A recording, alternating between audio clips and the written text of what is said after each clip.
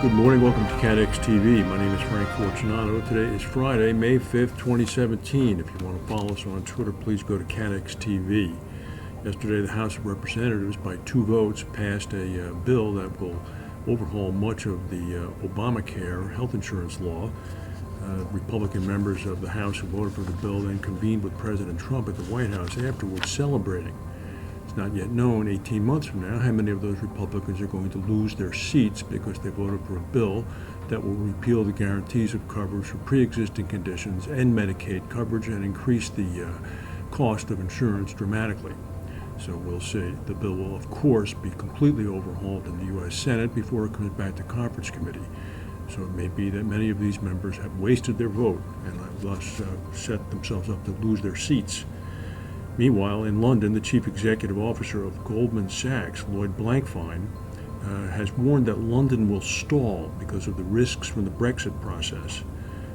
He said that his firm employs about 6,500 people in the UK and has contingency plans to move those people out depending upon the outcome of the negotiations.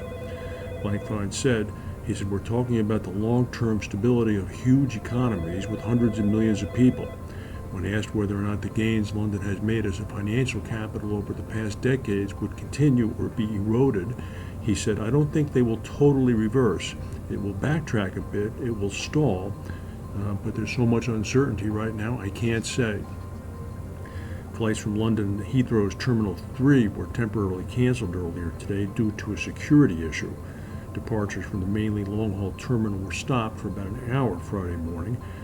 Unconfirmed reports say the alert was triggered by a passenger who attempted to run through a security checkpoint with an unscreened bag. Obviously, a person who was seriously in trouble of some sort. At least 20 small earthquakes. An earthquake swarm has struck in the past 24 hours near Bremerton, Washington, on the Kitsap Peninsula of Washington State. A 3.3 magnitude was the first of the swarm, and then they came on quickly after that, another 20 or 21 or so.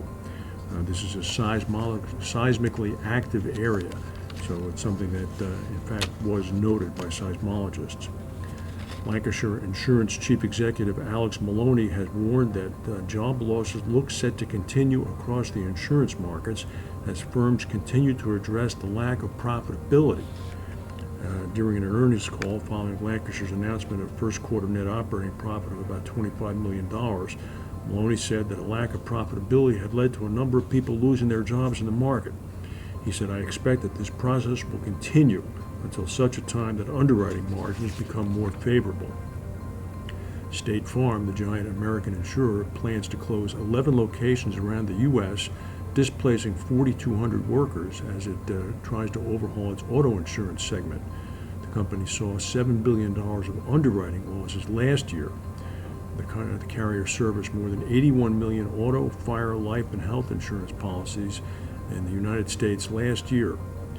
Workers are going to be transferred from affected offices to State Farm's Bloomington, Illinois headquarters. The exits are going to begin next year and continue over the next several years.